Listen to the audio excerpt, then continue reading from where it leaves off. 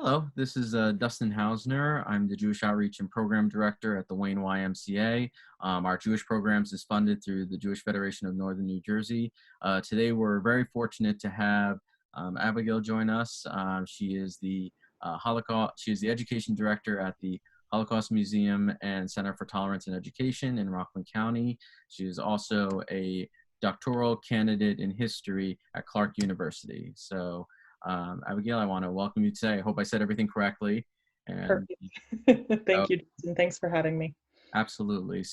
I wanted to speak to you a little bit about Holocaust education because, Yom HaShoah wasn't too long ago. And, these days with, this fear of anti-Semitism on social media and all over the place, Holocaust education seems extremely important at this time.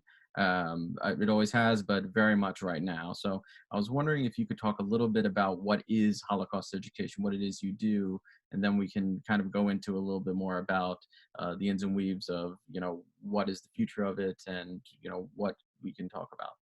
Sure, absolutely. So, our mission at the museum is to teach through the lens of the Holocaust about human rights violations, genocide, the Holocaust, of course, and really try and give all of our patrons and students a deeper understanding, for what connects us, our common humanity, and the responsibilities that we have towards one another. And so, one of the major goals of Holocaust education is to really dig into the lessons and legacies of our violent past, of this dark history, right? Not for the purpose of exploiting it in any way, but to honor the memory of the victims and the survivors, and to really come to, like I said, that deeper understanding of what does this history mean for us today? Why is it still relevant? And as you mentioned and alluded to, in some ways more relevant than ever. And how can we carry on those lessons and legacies in meaningful work today and for our future? Fantastic. That all sounds wonderful. I suppose close to a day to day, do you go out to schools and do education? Do you mostly have people come to the museum? So, how does, for your museum, the actual Holocaust education work, and what is the people, I guess, the audience that you're reaching out to and hoping to address with this? Yeah, good, great questions. So our museum is really focused on being responsive and accommodating to any and everyone that reaches out to us for programming. So we work across the tri-state area, and we do both in-house educational programs and exhibits at the museum on site. So we love to bring groups in, and as you know, Dustin, but maybe some of your class won't know, we also are under construction right now, building a new permanent exhibit at the museum, thanks to generous support from our local community and foundations. And so we will be expanding our capacity to have events and education on site. But in the meantime, and for the past several years, we've been conducting the vast majority of our programming actually off-site.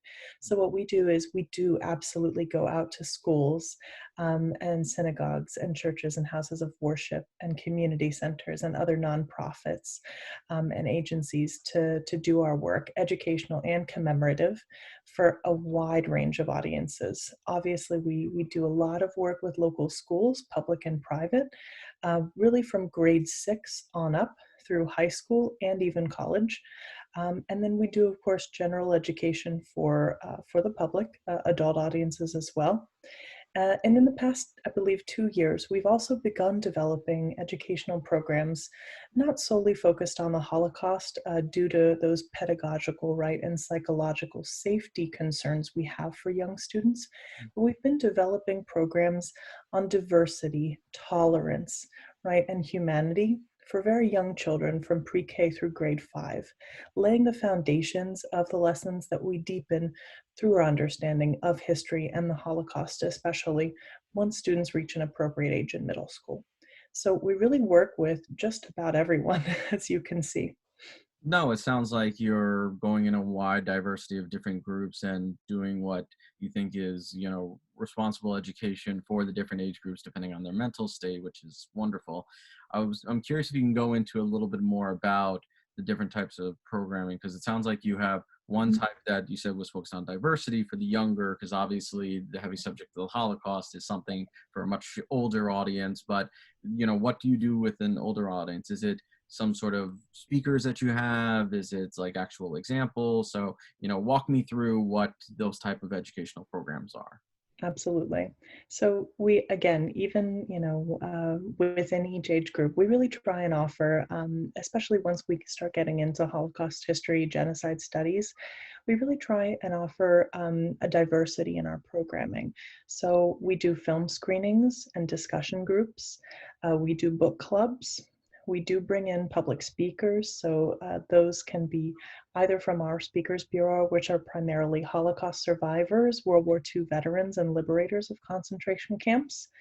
We also bring in scholars from across the fields of Holocaust history, psychology, sociology, and even guest speakers from the arts who are engaged in meaningful commemorative projects about the Holocaust and other genocides to speak about the different ways we can work on these memory projects together in new, creative, and meaningful ways. And then, of course, probably the core of our educational programs and offerings are customized educational programmings, including class lessons and activities that we do either on site or out in the schools. These are sometimes focused around things like special exhibits that we curate in-house. So in the past 2 years, we have created in-house two really wonderful, very meaningful exhibits.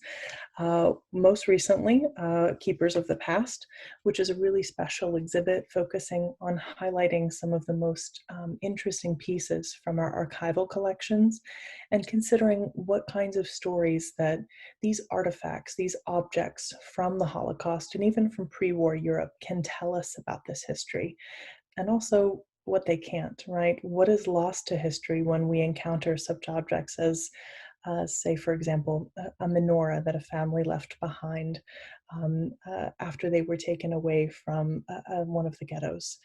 It's something that having these pieces of history remind us about the individual people and families who were affected in the Holocaust.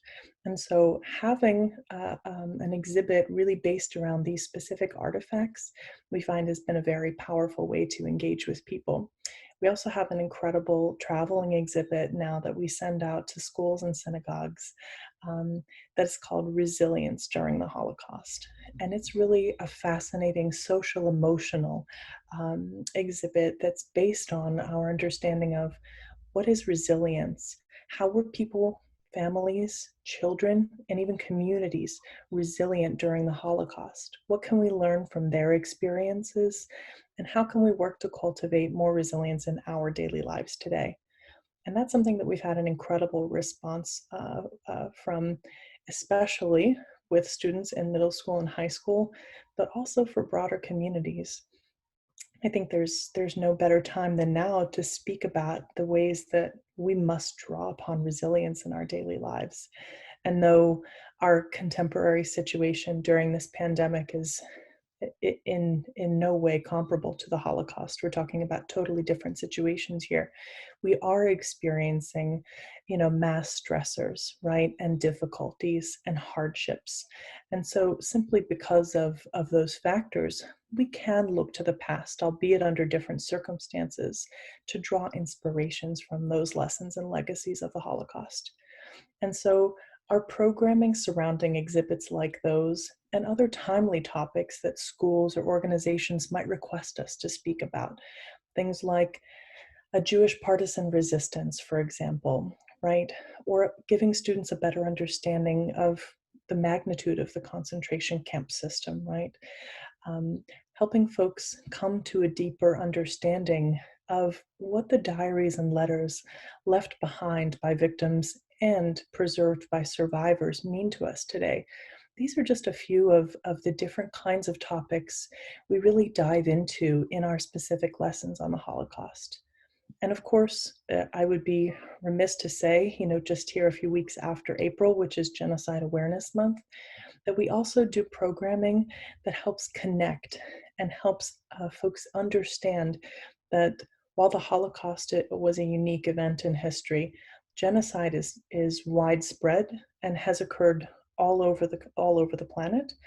And so we do take special care to make sure our programs incorporate and help weave and connect the histories of genocide across the world to give folks a real understanding that, the Armenian genocide, the genocide in Rwanda, Bosnia and Herzegovina, all over the world, we have seen this happen time and again. And so never forget, and never again are two slogans that we really want people to probe and think very deeply about, because while we haven't had another Holocaust, we have watched genocide proliferate even in the late 20th century and ongoing today.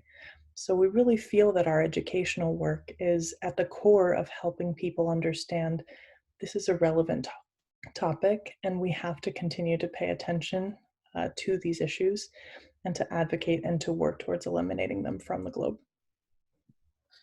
So that was obviously a lot of important information that was just shared. No, no, it's a I wonderful. apologize. No, not at all, because that very much answered the question in multi-layered. So there's so much I would want to deep dive into that. There's a couple directions I want to go into, but I guess for the moment, because you mentioned obviously right now with the coronavirus, I would expect that the traveling exhibit's not going on. You're not having guests in the building. So I'm curious, as a Holocaust museum, particularly, different places have had to adapt with their programming. So I'm curious, what availability or what resources have you been able to provide, or what is being worked out? Because I know for some places it's been easier to adapt to doing things online because they've been doing it for goodness knows how long, versus, as an example, you mentioned the Speakers Bureau, where you have survivors and liberators speak.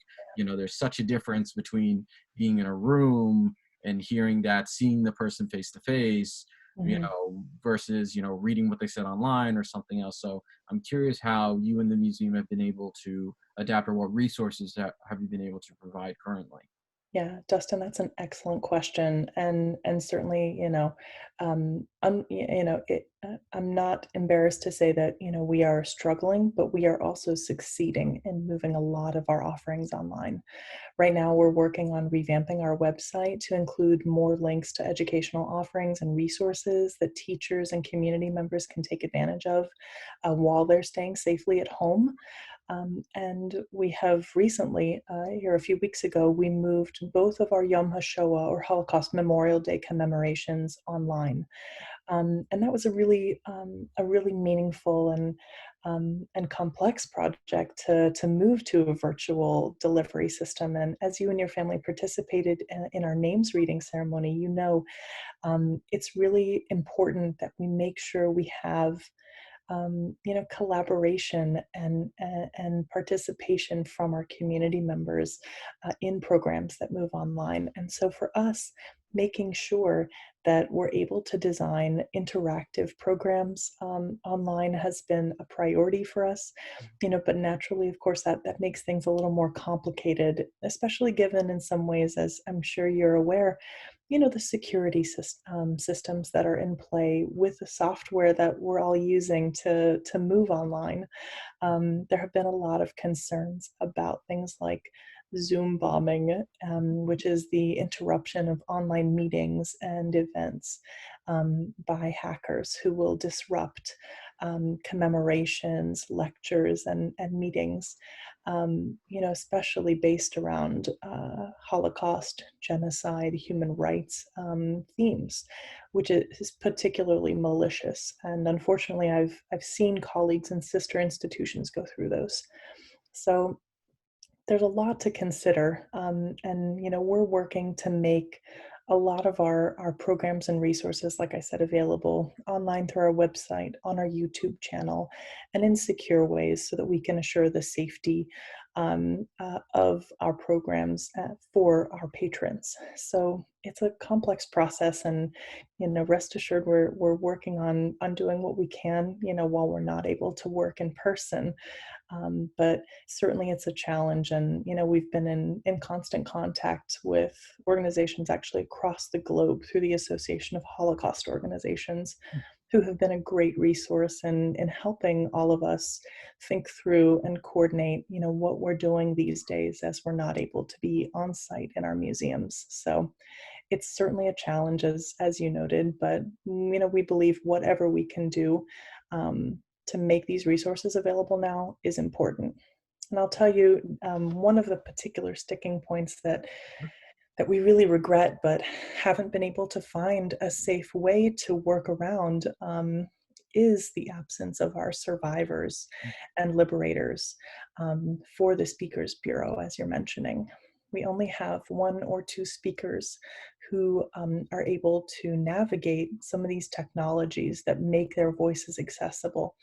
And unfortunately, it simply isn't safe for us to go into the homes and teach and train these survivors about these technologies, right, for fear of exposing them. So it's really, it hurts our hearts. But what I can tell you and reassure you and your audience is that though their voices might not be heard publicly right now, we have a whole network of folks at our museum and at museums around the country who are in constant contact with survivors, with speakers, making sure that they're doing well and checking in with them and their families. So it's a difficult time, to be certain, but they're all eager to get back out on the speaking circuit that they miss so dearly. Well, I'm happy to hear that the survivors and liberators you've been in touch with them as well as other people have to make sure that they're doing well, of course, wishing them good health and good safety. Um, I'm curious when it comes to, as you mentioned, right now you're adapting to this current reality, and that includes the online work, the Yomashoa work specifically, you had mentioned. So moving, I guess, to the future of this in the sense of, you know, are you hoping to do online like classes and programs in the near future as well? Because part of the challenge is, while many of us had hoped that this could end, in June or July, with news reports that this may come back in the winter time and other things, I'm curious what has been the challenges, and also I'll ask about if there's been financial challenges due to, obviously it's easy when you have a museum, people can see it, people can touch it, people can donate straight from there, or you have physical events. But I'm curious if you could talk a little bit about those things. Yeah, sure.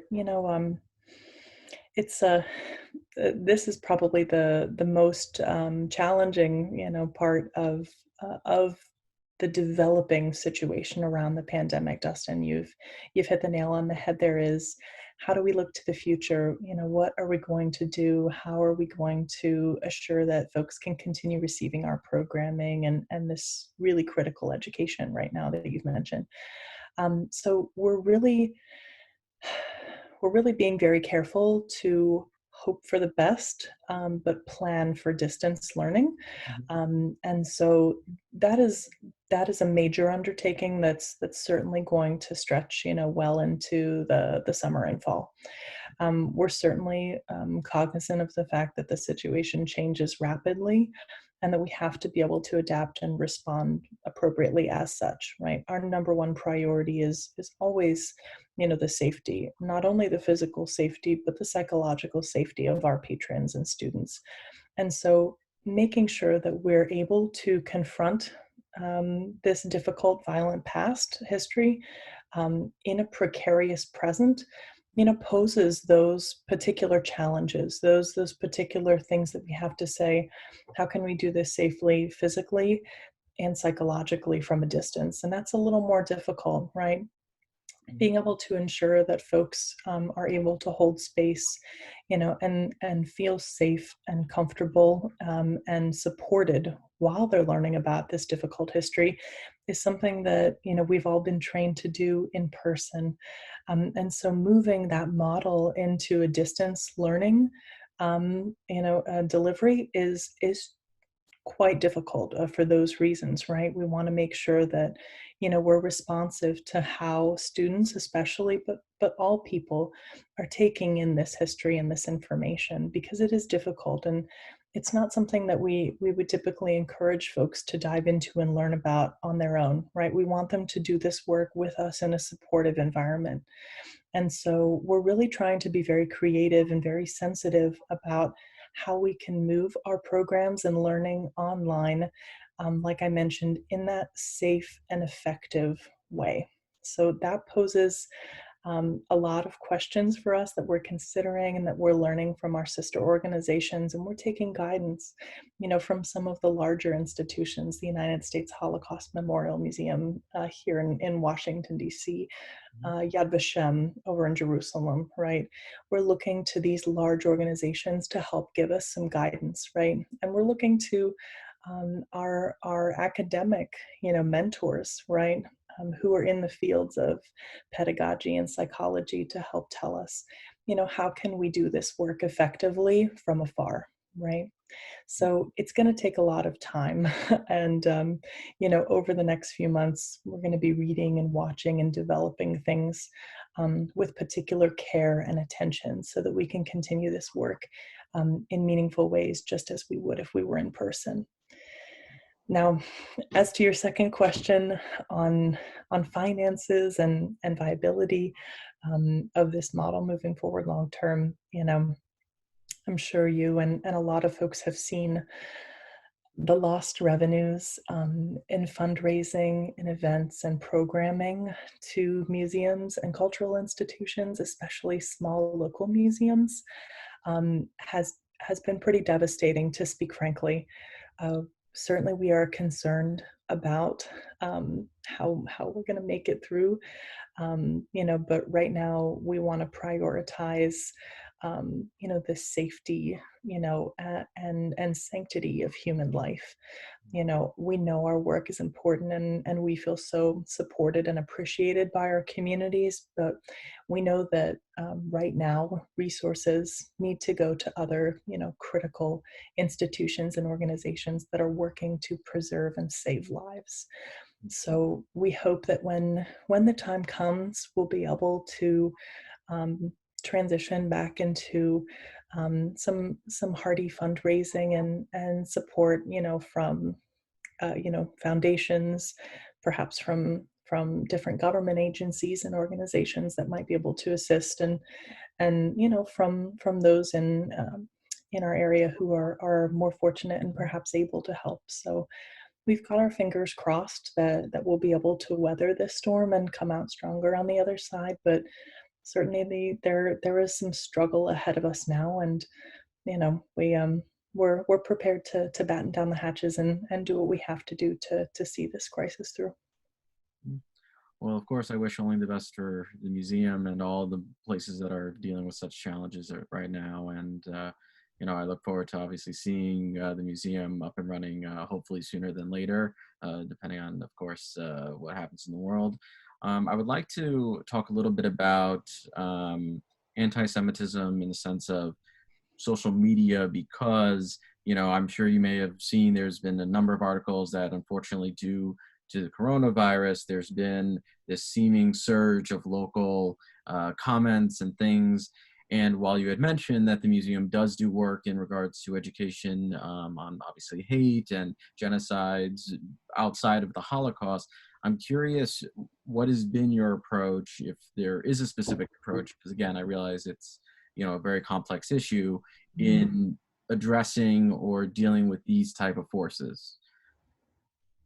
Yeah, that's a really, really important issue, and certainly, we have been watching with trepidation and dismay, really, at some of the news being reported and at some of the images, at various protests across the country, that either explicitly or implicitly blame Jews for the coronavirus. And unfortunately, when we look back in history, this is absolutely not new, right? Anti-Semitism tends to rear its head, most prominently during times of crisis, whether those are economic or public health or political, right? Jews have been a scapegoat all over the world during such times of crisis, and certainly when we look back at Nazi Germany, we saw that there was a lot of propaganda in the 1930s really put out by the Nazi government that compared Jews to vermin in terms of their um, transmitting diseases and infecting the so-called Aryan German population. And so we really, we historians are very familiar with these images and tactics. And we believe it's our role in these times to say, first of all, this is not true. And we can see in history where these ugly, ugly stereotypes have reared their heads previously, right? We can look back and see these direct linkages, to Nazi propaganda. And because of that, we're able to cause a lot of folks who might unwittingly take in these images and say, what's going on here? To really make that link, right? To see the continuity between the Nazis in the past and some of the really fringe, awful, protesters and hate mongers and fear mongers that are operating online and occasionally out in the general public today. And we believe that's one of the most critically important things that we can do is highlight those linkages, because that's something that still holds a lot of weight in the American public consciousness. Being associated with Nazi imagery, Nazi propaganda is not a good thing, obviously. And so we believe that very powerful tool can help open people's eyes to a lot of the propaganda that is actually, unfortunately, becoming much more prevalent in certain online and social media circles today. We're also very concerned in recent years about, the explosion of such white nationalist and hate groups here in the United States that are really focusing their attention on marketing towards and recruiting young men here in the United States. And so that's something certainly that we keep our eyes on those trends, and that we really do work to make sure that our programming, especially in schools and high schools, has the ability to counteract and to highlight some of those logical fallacies and stereotypes, right? Highlight their absurdities for students to help combat those forces. So, because of the topic we're talking about, and I would be very curious. So, it's when there's an incident where it shows like an unfortunately horrific image of, let's say, a rodent and the connection of Jewish person, then you can point to the image, then you can point to Nazi propaganda, and it's a very straightforward, this is what they're doing, and you're Yeah. able to make that connection. I'm curious because I think especially in recent years, we've seen people use, let's say, Hitler or a swastika or so forth against people who have different political ideologies or people who just disagree, and Mhm. like this person, does this policy, therefore they're like Hitler, or this person's, and that overusage and obviously the fear of it's being used so much that it loses its meaning. I'm Yeah. curious how you've been able to the best of your ability, because I realize this is a very complex issue, and if there was a simple solution, it would have been done already. But how have you been able to, through your educational programs, been able to explain the harm in it and Mhm. try and navigate the truth in a way that doesn't come out as, oh, well, you have a political agenda because you're saying, this ideology is like this one or it's not like this one, because it's become almost like, if you explain the actual history of it, depending on who's listening, they'll Yeah. say, hey, that sounds like such and such, or even if there's such a historical context that's lacking in Yeah. understanding. So I'm gonna stop talking and bring it to you because I don't want to be preachy, but I would be very curious to hear how you've been able to find ways to either address it or have been exploring ways to discuss this issue, because it is very prominent. Uh, Dustin, that is a fantastic question, and a really important one, right? Because you're right. Charges of you're just like Hitler, or, oh, you're a Nazi. Those flippant, offhand, charges against folks, really in very partisan political contexts, is certainly very common and very unhelpful, right? And so at the museum, and my personal stance as a scholar on this issue is that we have to remove, any of our partisan, issues and beliefs and allegiances from these conversations. We have to really stay focused on the details of the historic context that we can make linkages with, right? These are not partisan issues today, right? When we look at propaganda, historically from Nazi Germany, and we look at how that's happening again here today, right? That's not a Republican issue, a Democratic issue, an independent issue. That's an everybody issue, right? And we can come to consensus really clearly on these things, right? Because at our core, we have to highlight and focus on, these issues that are meaningful and important to all of us, right? Our common humanity, right? Our common freedoms, our common beliefs, right? Those are so strong and so important. Okay. And the second thing I would say is that, as we're focusing on the details of the context, right, especially the historic context and making those clear linkages, we also have to hold really steady to the fact that we have to be engaged in and encouraging critical thinking, right, and media literacy when we're looking at these issues, right?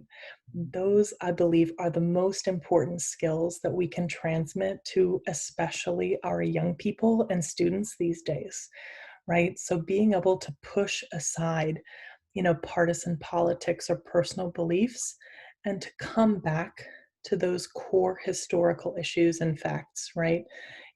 Here are the dates and times, and here are the examples of propagandas, and here are the government documents from Nazi Germany that we can use to link together this historical context that is directly informing what's happening today, right? And like I said, these aren't partisan issues.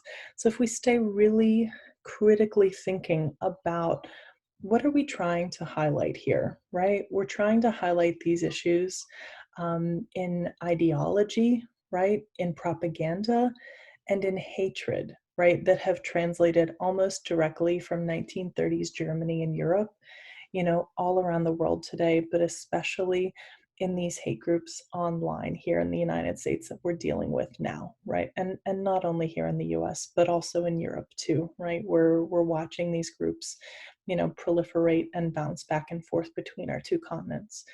And so we really believe that if we stay critically engaged and critically thinking about what we're looking at, that's the best way for us to, eschew all of the political trappings that you are so right often, dominate our media discourse, right? And what we're taking in. If we strip that back to look at the history, we can feel a lot more productive and comfortable in weeding out what these issues mean today. So, as someone who obviously is a Holocaust education director and also going to get their doctorate very soon, which is fantastic, I am curious. What for you has been, I guess, the aggravating myths that you have come across constantly in regards to the Holocaust and Hitler and so forth, that you feel that because that mythos exists, it makes it harder for you to then explain, no, no, no, that's not what happened, or that's not what that actually means. So I'm curious if there's certain types of myths or misinformation that has been spread over the years that you think needs to be corrected or would be helpful if people knew more about, like the actual truth behind it. Oh, wow. You've really hit on one of the biggest issues that I think plague, a lot of us in Holocaust education and in the academic fields as well, right? Um, for me, I would say probably one of the most common, things and that I encounter that I find very problematic and really difficult to course correct on is this idea that all Germans were Nazis and everybody who participated in the Holocaust, was a committed anti-Semite, was violent by nature. They were all bad people. They, were just evil. I think that's really the word that I'm looking for there. That everybody who was involved in perpetrating the Holocaust was just evil. That was their nature, and that they were predestined, to follow Hitler, to follow the Nazis, and to undertake genocide as a society. And on the nose, that sounds pretty reasonable, right? Especially when we know what happened during the Holocaust, the torture, the violence, the murder. It is absolutely understandable that we would say these people were evil, right? I would make a slight shift in that lens to say what they did was evil. And this is a very difficult and sensitive topic to really delve into, and I hope you and your audience will forgive me, because this can be very difficult to speak about, and certainly can be difficult to hear. Um, but I do not I do not believe it is helpful for us, as scholars, as human beings, to have that understanding of the Holocaust or of genocide writ large, right? That people who commit genocide are evil.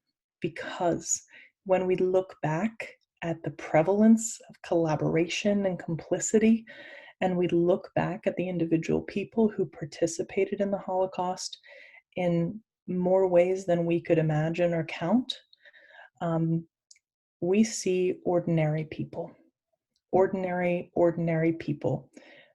people just like us, right? And we have to think really very critically about why they would participate or why they would bystand, right? Why they would be complicit, why they wouldn't stand up and have the moral courage to stop things like this happening, right?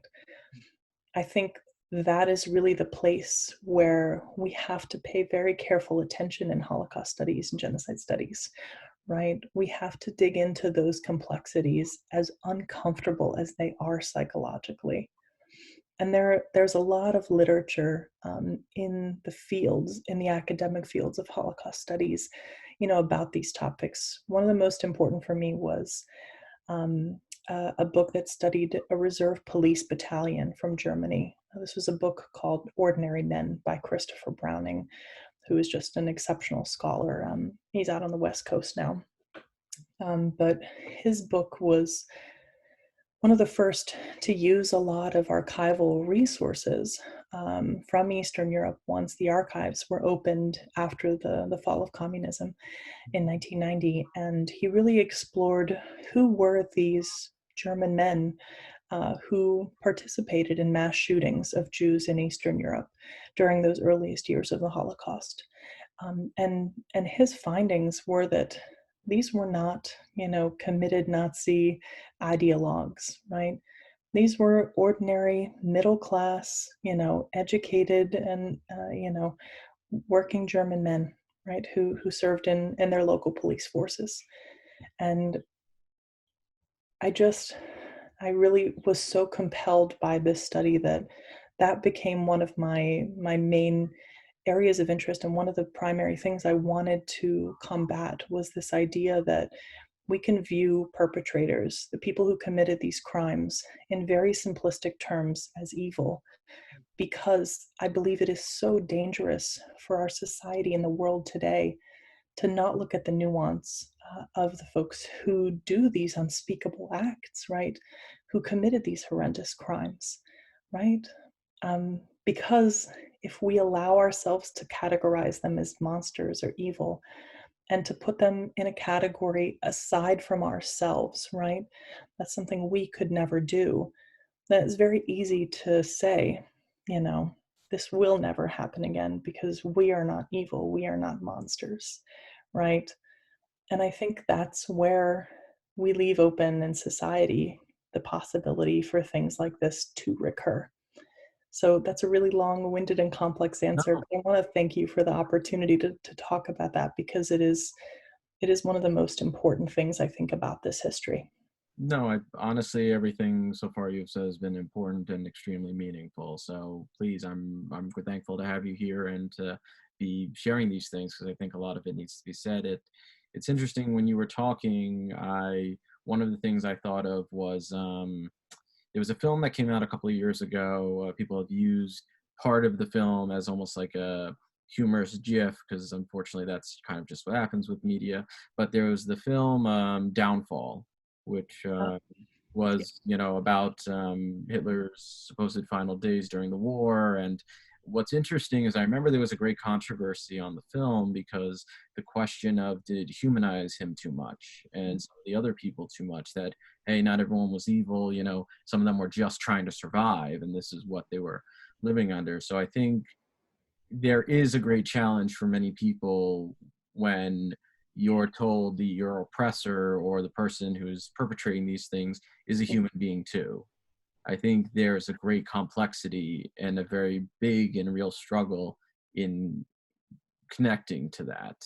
Yeah. And, I don't want to go too into the weaves because, this is a very, very complex conversation. And I recommend each individual to obviously search their own research and to, look at places like the Holocaust Museum and others to get some sort of guidance and have these difficult conversations, because that's what they are. It goes Yeah. into a very moral and philosophical conversation. Yeah. So, Absolutely. but I do really appreciate you saying all that because I think it is extremely meaningful.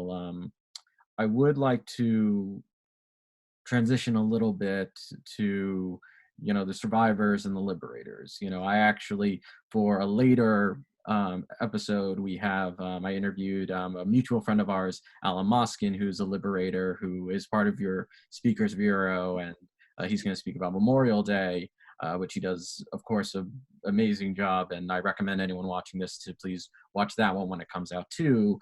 But Alan was born in the late 20s. He's remarkable. He's in his 90s. He's very smart. He, is still walking around. I'm very amazed by him.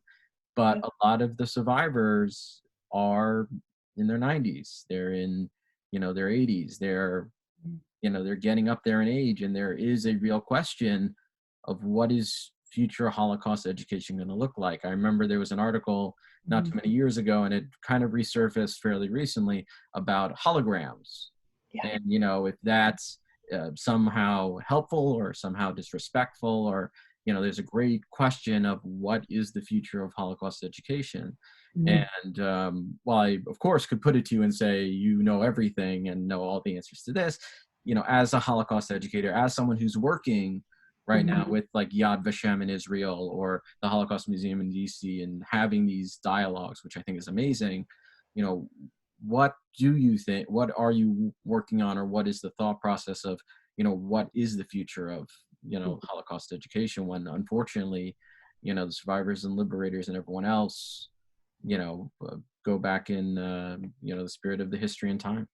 Yeah, absolutely. It's a question that we are all grappling with 100%. And certainly those initiatives that you mentioned, especially by the Shoah Foundation at University of Southern California, has really taken the lead on this hologram project that you mentioned. Um, to preserve the testimony and life experiences of survivors and now also of liberators. Alan, as you mentioned, has now been interviewed, for that project as well. So there will be a hologram of Alan in coming years. Um, it's a very difficult, thing to really consider. It's tough. The educator community, I think, has, some splits and divides in their feelings about this program in particular. It was recently featured on 60 Minutes, so I think I'd be glad to find, and certainly you could also share with your class and with folks the link to that story recently, because it is an exceptional undertaking what they are doing, the collection and preservation of this testimony, for holograms that will be able to dialogue with people, right, with students, with adults, with everyone, even long after those survivors and liberators have left us. And it's it's difficult. I have to admit, I really have mixed emotions on this project. My first emotion is an overwhelming gratitude, right, that they're preserving this testimony and in an accessible way for a lot of folks. But there are also the questions about sort of the difficulty, and this is really has to do with, our transitions and the way we adapt to new technology, right? And it's tough. I've had conversations with these holograms now at a couple of different museums. I've been able to view and to test out the pilot programs for these holograms. And it's very interesting to be able to sit there and to speak to a survivor who is only with you virtually and in this pre-recorded way. To be able to access their testimony and their life experiences is an incredible thing always. But it is a bit of a leap into the uncanny valley, as we say, right? To interact with a hologram, right? Not a real person. This is AI, right? They have programmed, the software to respond to your questions in what it believes is the most appropriate way. And so there is a disconnect, right? Of course, necessarily between, the humanity and consciousness of the survivor and what the computer program has translated it into. So that's a valley that I have trouble getting down into sometimes. It's very interesting and difficult, and certainly I would encourage you and your class to, whenever you have the opportunity, to visit a site where that program is being piloted or exhibited. Like right now, it's available in Skokie, Illinois Holocaust Museum. For a time, it was at the Museum of Jewish Heritage. I'm presuming and thinking it may well be back there, and so forth. But it's a challenge. The bigger question of how Holocaust studies and Holocaust museums, will continue operating when survivors are no longer with us. What will that education look like? How will things change? Is incredibly complex, right? There's always a race to preserve testimony and reflections. Even today, even after many survivors and liberators have already recorded testimonies in a number of repositories, we're always coming up with different ways to record and to preserve those memories that might make them more accessible, that, give us a higher resolution, that give us, a different lens, or a different approach now that more time has passed, right? So it's very interesting. And especially I want to tell you, we at the museum, to honor Alan, the liberator you mentioned, have a special video testimony project coming out about Alan, I believe at the end of next week, just a few days before the 75th anniversary of the liberation of Gunskirchenlager, which was a subcamp of Mauthausen that he and his company helped liberate in 1945. So it's something that we all struggle with, and to be frank, nobody has the answers yet. We're all trying a number of different, video projects, holograms, written testimony, projects to try and come to terms with how will we carry on the messages of the survivors, of the liberators, once they are no longer with us and able to speak directly to us. For clarification, just because this did catch my ear a little bit. So when you were talking about the holograms and their ability to be conversational, for example, I've been very fortunate in my life to have gone to a number of Holocaust museums. Usually there's a section or sections where you press a button and then they'll play the video. So for the hologram portion of it, are you saying that they are being designed in a way that it's more conversationally, or that's not just, I'm just kind of curious about that, because I haven't had the opportunity, and obviously right now I don't have the opportunity with the virus to see it myself. But I think part of it, like anything in life, is just a lack of knowledge. So I was wondering if you could talk a little bit more about what that actually the hologram is as a concept, because that's something we know is being worked on currently to be a potential answer. Because as you said, there's no one direction it's going in right now, but that's at least something that we're aware of is a possibility. Yeah, absolutely. And thank you for asking that. I apologize for not, speaking more clearly and eloquently on what these hologram programs look like. So essentially the hologram is a three-dimensional, virtual representation of the survivor or liberator. The camera technology actually and the filming of these interviews and recording of their testimonies is really a spectacular thing. And I'll make sure you have a video link to watch one of the filming procedures so you can see what it looks like. But these holograms are being designed so that the survivor or liberator looks as if they are sitting in front of you, just like you and I are here today virtually, right? But in the museum, you would go into an auditorium or a room where you would sit down, and the hologram of the speaker comes up as if they were sitting in front of you. Hmm. And then you engage with them through a microphone system and ask them questions directly. So it is absolutely being designed as if you were sitting there having a conversation with the speaker in the room with you, right? As if you were just having a conversation like you and I are. Hmm. And like I said, there is something that's um, really incredible about that, right? To be able to offer that possibility, because I think for those of us who have, had the honor and the privilege to know, to love, to become friends with, many survivors and liberators, there is nothing like being in the room with them, spending time with them, speaking with them face to face. It's an experience that, we will never forget, right? And, we have always been trying to offer that experience to the widest audience possible, right? Students, community members, from across all walks of life. And so that's what this new hologram technology wants to offer in a wider, a way. Especially once there are no longer survivors and liberators with us.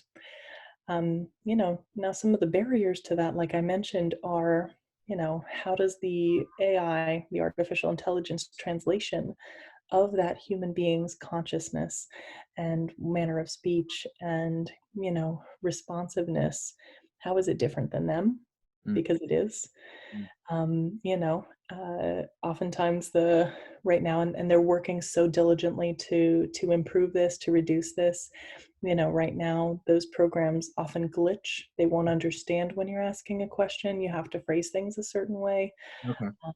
They might not have a response to the question you're asking. And so they might answer you incorrectly or with a totally off topic response.